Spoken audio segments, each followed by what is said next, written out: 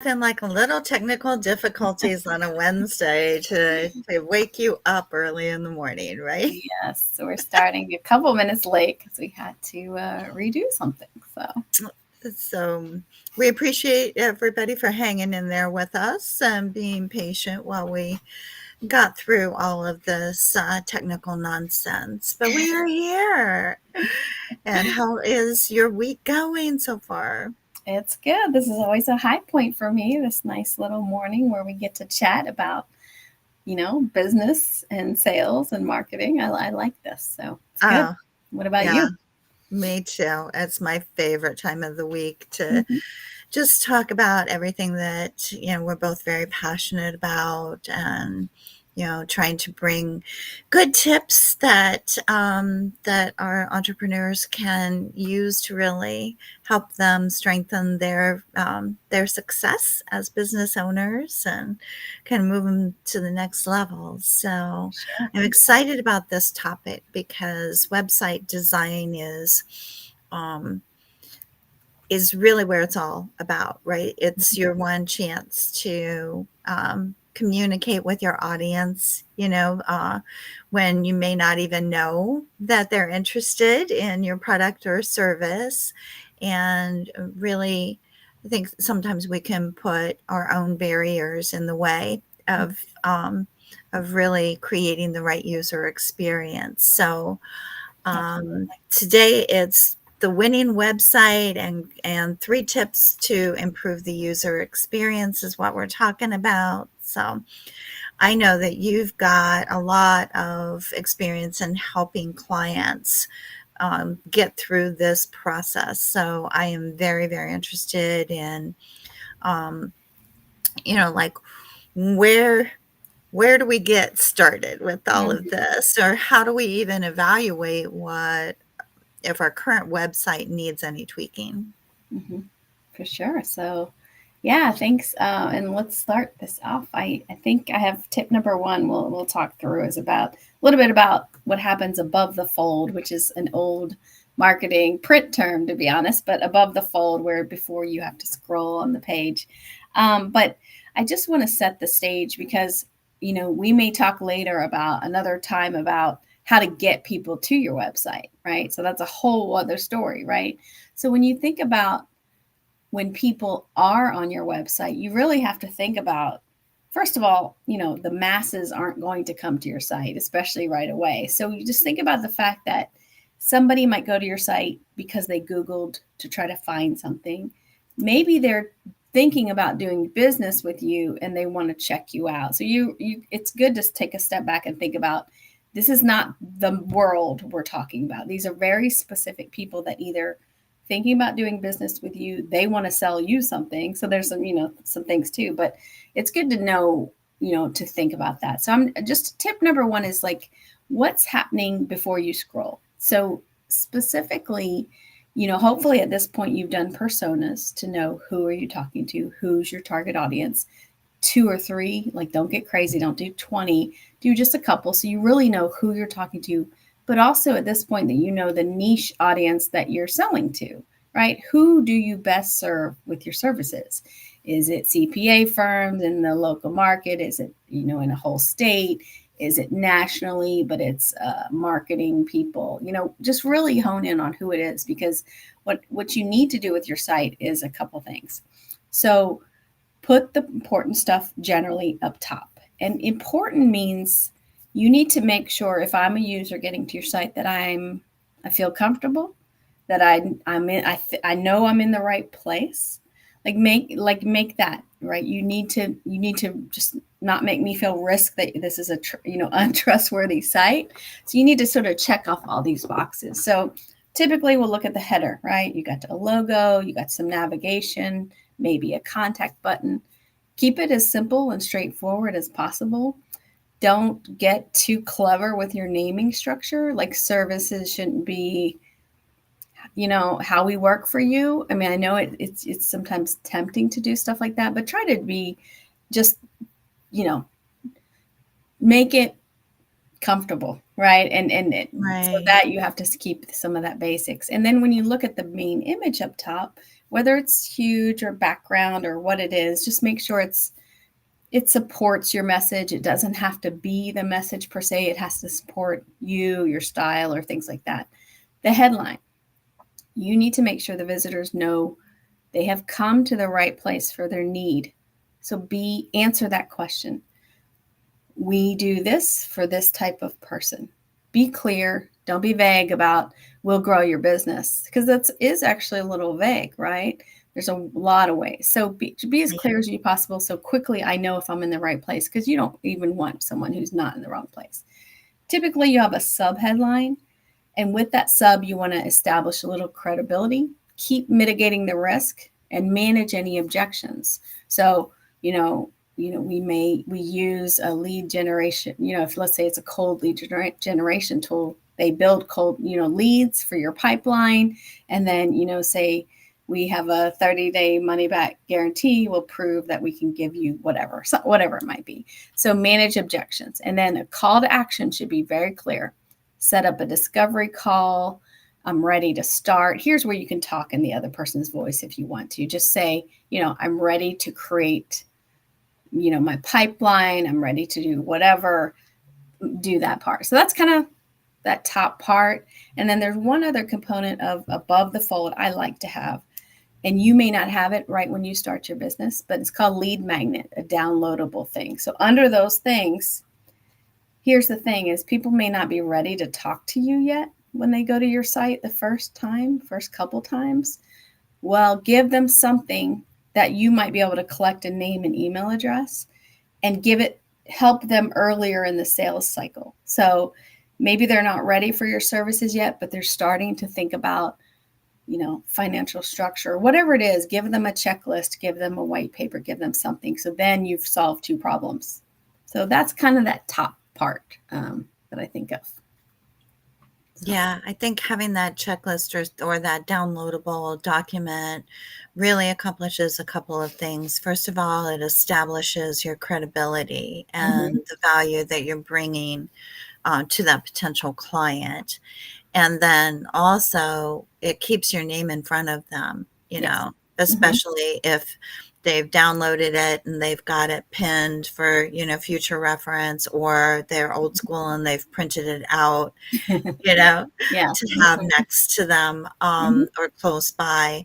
And that is shelf life. And we talk a lot about that in marketing, right? Is, how to make sure that content has shelf life. And so those things are really, really important. Was there anything else before I kind of dive into a tip that I was thinking about? No, I think I'd love to hear tip number 2. So tell me what you're thinking. So I think it goes hand in hand with the downloadable document. You're trying to create a relationship, and you're not really part of that conversation yet, right? Your website is doing it for you. And we all have competition in our market. So how do we kind of stand apart from that competition with how we're interacting on with that potential client on our site? And I think some of the things that I have seen that have really good success is being able to improve the engagement of that individual with your brand. So whether that's through asking their opinion in a poll. Everybody likes to give their opinion, right? That's why social is so popular. Yes. We all have opinions. Even though I don't want to hear a lot of them, maybe. Exactly. We do want to give it. We may not want to get it back, but we want to give it. So it's a poll or a survey, to kind of find out more about who are these people that are coming to the website. What are they mostly interested in, or maybe it's a quiz. Quizzes have really taken off in popularity. If you can work with ChatGPT to help you kind of create a quiz that would be specific to what you're delivering as a product or service, And then how can that be illuminated to that consumer on the other side, Right. and have Right. some fun along the way, right? Hmm. Another thing that has grown a lot in popularity over the last maybe 4 or 5 years is gamification. Hmm. So we think about, oh, I don't know necessarily how to do that. But if you think about the big guys like Hmm. eBay is really built on gamification. It's a bidding system. It's like, oh, I want to win this. I really want whatever this product is, and I'm going to do whatever I can to outbid everybody else so I win, right? Hmm. And that satisfaction is more probably in winning than what you actually receive in the mail days later.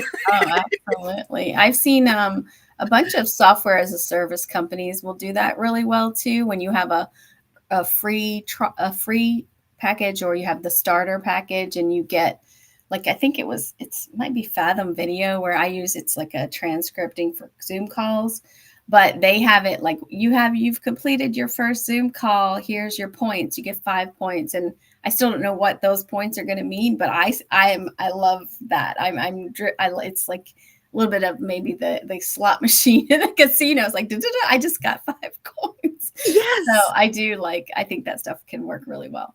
Yeah, and, Starbucks does that well with their Mhm, rewards, right, mhm, on their app, and, Accor Hotels or Duolingo, mhm. or others examples that you can go to their website and kind of take a look at the experiences that they're creating with those points or badges, Right. or, whatever it is that shows a status for Mhm, belonging and becoming part of a community. mhm. And then another thing, like you said, for a downloadable content, you may also ask them, are they interested in subscribing to a newsletter? Right. Because that really doesn't have any level of commitment to it. Yeah, I can give you my email address, and yeah, I've got a specific account where I get all of my newsletters. It's over 100,000 that I have accumulated over the years that are sitting in this one email account. But I know where they are and I know how to get to them. If I'm looking for a specific content, I can do my keyword search and find relevant stuff on it. But um, it's trying to focus on giving something before you ask for the get, for yourself. Absolutely. I'm a big fan. And I think with the newsletter too, it's nice to say you will get, one email a month. Like, try to, Yeah. make them feel comfortable with that, because that can be a fear sometimes too when you're signing up for those things. Yes, most definitely. It's not going to flood the inbox, right? And it's, maybe something along the lines of what we're trying to do, where it's just information of value. Very good. Yeah, I like it. Is that the end of tip two? That is. I didn't have a lot to say today. Oh, I don't know about that. I think it's always some gems, so it's appreciated. So, let's roll into tip three. So, tip three, I just decided, let's take the bottom half of that homepage, right? Let's talk a little bit about that. So, you know, these are things, and I will say, don't hesitate to launch your website when you have as much as possible of these things that you can have together. So let's say you have the basics of the image, but you don't have any of this stuff on the bottom. Launch your site and add these things over time, because a website is now a living, breathing thing, right? It's a thing that grows with you. It doesn't have to be this thing. It used to be, if you're super young, you won't remember this, but it used to be a big thing you planned out and you launched like 6 months later. But unless you're doing huge sites at that level, it's just a waste to think like that. So as you look and you scroll down bottom half, and apologize if you hear that noise, but as you scroll down to the bottom half, you look at logos for credibility. So some partner logos, people that will give you good validation or testimonials if you ever need it to. And then, then you want to define how you work with clients. So, give a little example, little blurb, little picture, whatever you have. Then add some success stories, case studies, build these over time, right? So if you have one, if you have two, just put it there, right? And add over time. So just try to get your first case study as quick as possible. I really think it's huge. And you can use that in everything, your sales emails, in all kinds of stuff. But I really would push, get a story about how you help someone, even if it's pre this business, maybe how you completed a project, and even if you don't have another person to validate it right away, get something there that shows a story of what you've done.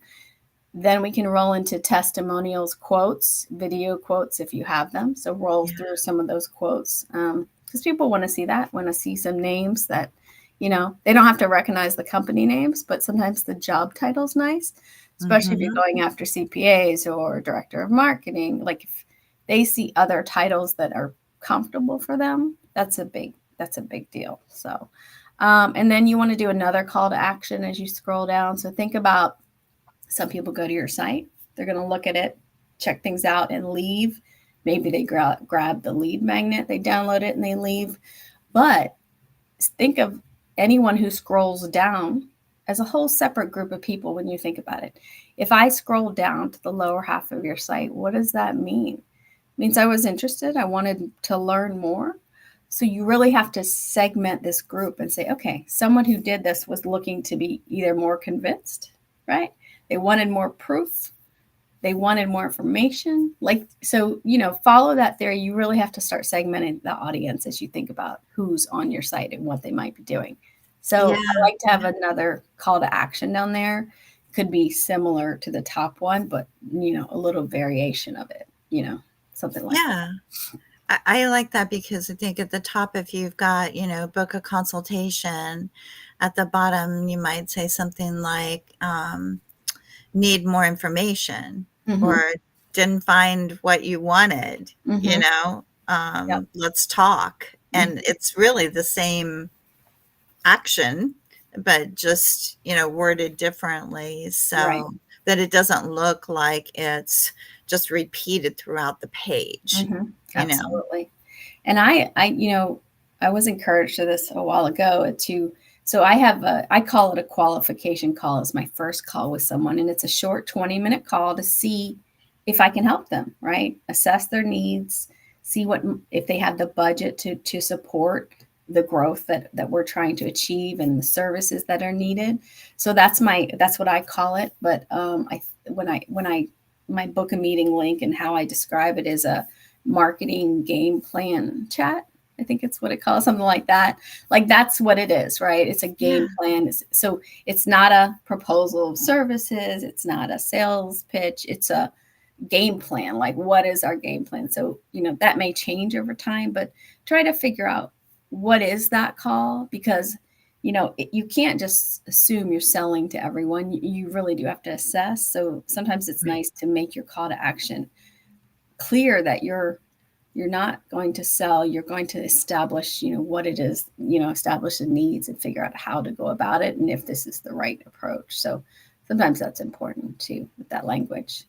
Yes. And I think it's also important to have that checklist for yourself as to what, the specific questions, what information do you want to get from that client that helps you understand whether you're a good fit with your product or service. Like you said, you're not going to be perfect for everyone.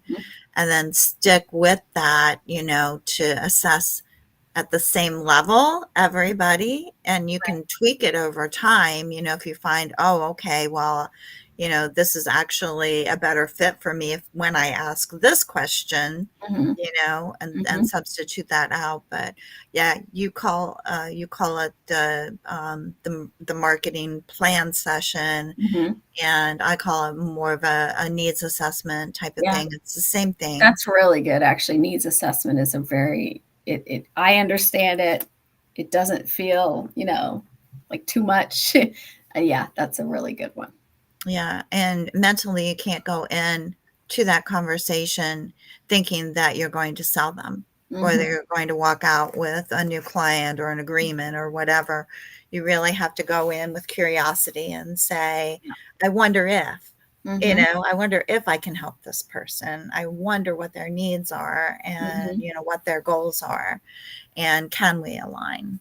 Yeah, for sure. And then just the last piece sort of is the footer. And you just have to think about, as a footer, same as the header, it's on all pages, right? So if someone stumbles to your contact page or looks through the services, just remember that this is sort of universal. So a lot of times you might have some quick links to helpful things. Maybe it's a blog that describes something.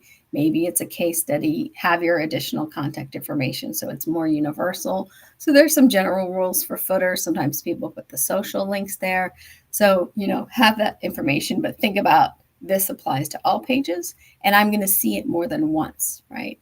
So, make sure, you can have separate different footers, but most people don't. But just think about that when you're creating the footer. So. Yeah. And not that I'm giving any legal advice because I'm not qualified to do so, but you've got to make sure that your legal stuff is on there as well, privacy policy and all of that. So make sure that you're working with someone who is qualified to give you legal advice. Right. And make sure that all of that is on there as well, because return policies if you're selling a product and all of that sort of stuff really needs to be easy to find, right? For them to understand what it's going to be like working with you and creating the right expectations. Yeah. And also, you just reminded me the privacy policy link. That's like I would say you have to have that on your site, like get that done. And there's a lot of examples out there online. Like you don't necessarily have to have a legal person do that per se, but depending on what you're doing, especially if you have specific products. But a lot of that has to do with what you're doing with the data that you're receiving from the website. So for a contact form or a downloadable thing, like, are you selling that information? Like that's a lot of the issue. And, think about if you're dealing globally, California has a lot more stricter laws with it's GDPR or something like that. So there is some thoughts to consider. But even Google as an SEO, they want to see a privacy policy link. They want to see that you have that in place. So some of those things are just check boxes. Make sure you do that, and cover yourself at the same time. So, yeah, most definitely. So this has been great. I think it's a lot of good information, and as you're setting up the website, also look at how that's being displayed on mobile too, right? And making sure that where you've wanted things at the top of the fold are still going to appear towards the top on the mobile device too, in the scheme of things when you're trying to set up the website. Yeah. Often we just we had that main image either removed because we want the speed of loading is really, doubly important. Yes. It's important across the board, but it's more important on mobile sometimes. So sometimes you'll ditch that for just a clear headline and a nice solid graph, like a background color. So you can easily make those changes as you're developing those. But that's a good reminder is the responsiveness and the mobile and what you have. Sometimes people have shorter menus on mobile, right? So they have less options because they know people are more likely to need very specific things. So the only thing I'll add too is I'm going to, I did a video recently about how to create a free website in HubSpot, like how quickly you can kind of get going with that. It's a 13-minute video, so it's not too long, but I was just in there and I created an account under my personal Gmail and it was just in there like, how quick could I get something going? So it's if you're looking for something to get you started, use some of the structure, plan it out, but you can do those things yourself if you need to, and eventually get somebody to help you. Like I think talk to people, do your business, and then launch the website. Like I know, don't wait to do your business for a site. Do it at the same time. But don't wait, right? Just yes. Go. Yeah. And it's not going to be perfect. Like you said, it is a living, breathing thing that requires you to tweak it along the way and keep it updated and add that to your monthly list of, Yes. things that you want to get Mhm. accomplished as a Mhm. business owner. Keep up with it. Look at your metrics too, Mhm. your traffic metrics, Yes. and see how long are they staying on the site, and Mhm. help let those data points kind of inform you as to what changes you may want to make, Mhm. to either keep them on the site longer, get them to the right page on the website, that type of Right, thing. right, right. Absolutely. Yeah, that's another topic too, is looking at the data. What can you learn from that data and what are the different tools? I'm going to jot that down because Google has several tools for looking at how did people get to your site? What did they search for? How fast is it loading? That kind of stuff. So maybe we'll look at tools down the road too. Oh, maybe we should do a Mhm. data dive. That would be cool. Yeah, you're Yeah. going to be all excited about that. I know the data. So yeah, and next time we're talking about email marketing, so that'll be fun as well. So, Yeah, that is mhm. something I think that everybody's trying to figure it out, Yeah, right? yeah. And so, we'll bring some good tips to the table, but would Mhm. also love to hear what other people are doing with Absolutely. that as well, and Mhm. learn from each other along the way. So Yeah. you should put a link to your video about the how to develop the free website up Mhm. after this, so that people can take advantage of that and maybe kind of compare what they're thinking about doing with other Mhm. vendors with what HubSpot can do.